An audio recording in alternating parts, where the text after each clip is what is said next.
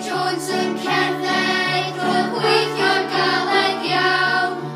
Prynu Beibl oedd ei nod. Roedd yn rhaid gynilo, bob ceiniog gafodd hi, edrych ymlaen i brynu hwn.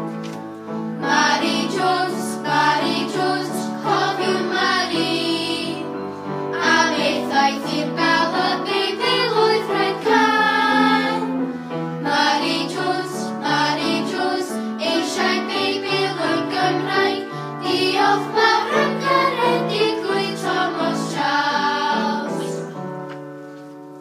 Gwdir maesau stopio, sy'n brydod dan ei gwynt, lle mae'r ffordd i ble dwi'n mynd.